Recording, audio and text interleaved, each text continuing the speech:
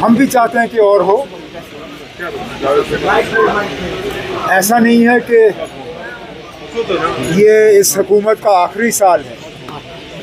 दरअसल हुकूमत का पहला साल अब मुकम्मल हो गया है, 4 साल बाकी हैं। इंशाल्लाह जो काम हमने किए हैं वो लोगों के सामने है। जो वादे हमने लोगों के साथ किए हैं हम उन वादों पे कायम हैं।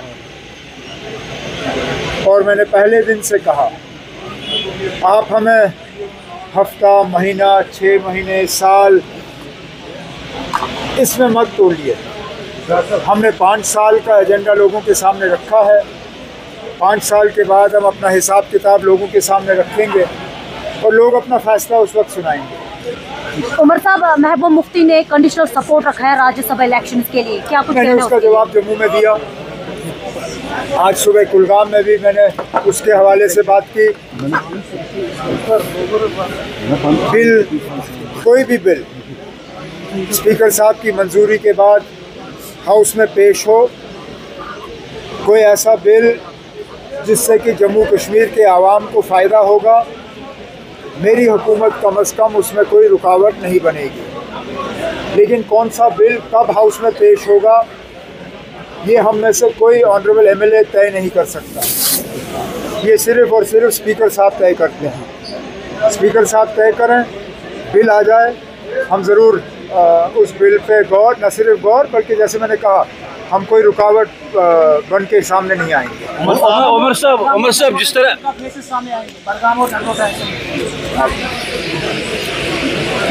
अभी है टाइम ना, 2-3 दिन है। बड़गाम नेशनल कॉन्फ्रेंस लड़ेगी।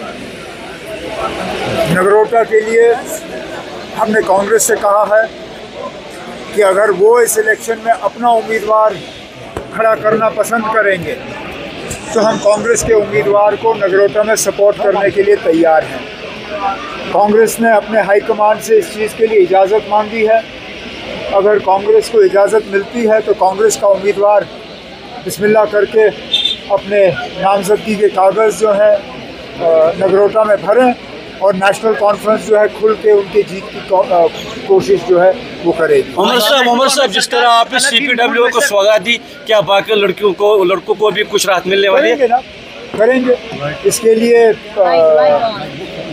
पिछले असेंबली सेशन में एक कमेटी बनाई गई।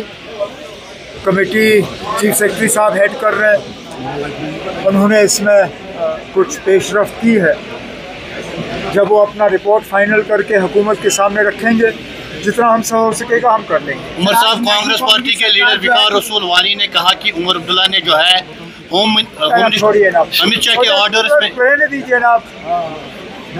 मुझे आप जो शख्स अपनी कॉन्स्टिट्यूएंसी से तीसरे नंबर पे आया, उस शख्स के बारे में आप मेरा क्यों मज़ाया कर रहे हो ना आप? सर, आज नेशनल अलग मूड में दिख रही थी। क्या दिल्ली और जम्मू कश्मीर की दूरियां कुछ दूर होते नजर आ रही है? स्टेटहुड आ जाए तो ज़रूर वो दूरियां ख़त्म हो जाएंगी। लेकिन जब तक हमें स्टेटहुड से महरूम रखा जाता है,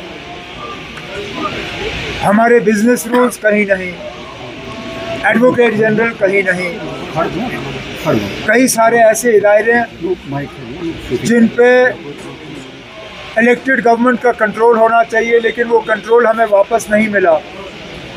तो उन हालात में कुछ दूरियां तो रहेंगी। अब उम्मीद करते हैं कि पहले साल में इन दूरियों को जो है ठीक नहीं किया गया। चलिए, कम से कम दूसरे साल में हो तो अच्छी बात होगी। उमर साहब स्मार्ट मीटर्स को लेकर नेशनल कॉन्फ्रेंस CDF काफ़ी खर्च हुआ है।